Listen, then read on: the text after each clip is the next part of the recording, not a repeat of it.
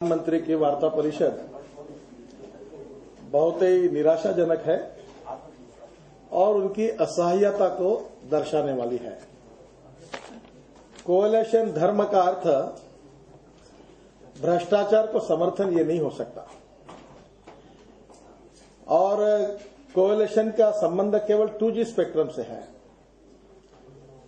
जो इसरो के संबंध में जो हुआ है उसके साथ कोएलिशन का क्या संबंध है? कॉमनवेल्थ गेम में हुआ इसके साथ कौन से पार्टी का संबंध है? मुझे लगता है आदर्श में जो हुआ है उसके किसका संबंध है? और इसलिए भ्रष्टाचार का एक प्रकार से छुपाने की कोशिश हुई है और सब आरोप जो कुछ हो रहा है ये मीडिया और अपोजिशन पार्टी केवल यही गलत प्रचार कर रही है, बाकी सब आलबेल है और अपनी असहायता प्रधानमंत्री ने दर्शाई है। और जिस प्रकार से उन्होंने कहा कि कोई गुजरात के मंत्री के कार्रवाई के कारण विरोधी बीजेपी बदला निकाल रही है, तो बहुत ही हास्यास्पद है। ये क्या सीएजी ने निकाला, ये कोई हमने निकाला है क्या? इनकम टैक्स ट्रिब्यूनल में बात आई, वो कोई हमारा संबंध है क्या? कॉमनवेल्थ गेम में इन्फोर्समेंट डायरेक्टरेट और सीबीआई कार्रवाई कर रही है, कोई हमारे कारण कर रही है क्या? आप मीडिया में इतने सब स्कैंडल्स लगातार दिख रहे, छाप रहे, दिखा रहे, इसके साथ हमारा कोई संबंध है क्या? ये तो सब आई हुई बातें हैं और मुझे लगता है पूरी असहायता और इसमें प्रधानमंत्री दर्शा रहे थे।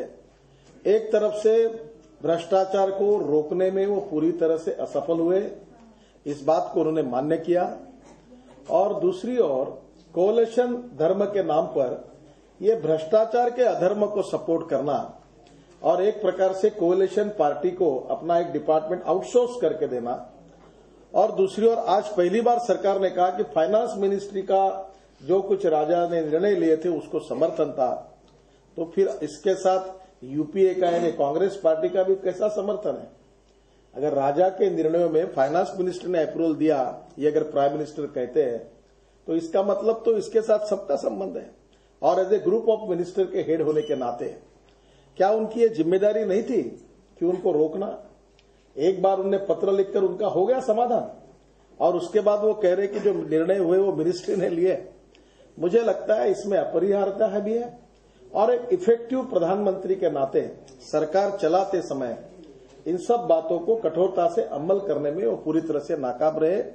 ये उनका फेल्यूर है और ये असहायता उनके इस बातचीत से दिखती है और मुझे लगता है ये निराशाजनक था। और इसलिए भ्रष्टाचार के खिलाफ भले वो जो कहते रहे, पर भारतीय जनता पार्टी जो विषय हमने खड़े किए हैं उसके लिए हम बिल्कुल ताकत के साथ खड़े रहेंगे और देश में इसके साथ जाएंगे। जेपीसी के बात पर भी मुझे उन्होंने ब्लेम अपोजिशन पार्टी को दिया कि कोई भी बात पार्लियामेंट नहीं चलती। आज अगर आपको उपलब्धि हुई है कि जेपीसी के बारे में विचार करने के लिए सरकार तैयार हुई, तो 1 महीना 1.5 महीना पार्लियामेंट का पूरा सेशन हमने गवाया, तो पहले क्यों नहीं तैयार हुए? अगर आप किसी भी कमेटी के पास जाने के लिए तैयार है, इंक्वायरी के लिए तैयार है, तो पार्लियामेंट का सेशन आपने जो आज मान्य कर रहे हैं वो अगर पहले मान्य करते तो ये नौबत नहीं आती। और इसके लिए अपोजिशन पार्टी को ब्लेम करना ये भी मुझे लगता है उनका अन्यायपूर्ण है। ओवरऑल एक निराशाजनक पत्रकार परिषद उनकी रही। भ्रष्टाचार के साथ राजा का समर्थन एक प्रकार से उन्होंने इनडायरेक्टली किया और मुझे लगता है उसको कवर अप करने की कोशिश एक प्रकार से उनके बातचीत से दिखती है। ये देश के लिए दुर्भाग्यपूर्ण है और ये असहायता भले उनकी होगी प्रधानमंत्री के नाते, पर देश के विपक्ष की नहीं है। जो कुछ भ्रष्टाचार से इस देश को लूटने का कार्य चलता रहा, चाहे वो 2G स्पेक्ट्रम हो, चाहे स्पेस का विषय हो, चाहे कॉमनवेल्थ गेम का हो, 10 लाख करोड़ के हमारे बजट में हमारी ये कम से कम 40% रकम इसमें है और मुझे लगता है कि इसके लिए हम लोग संघर्ष करेंगे।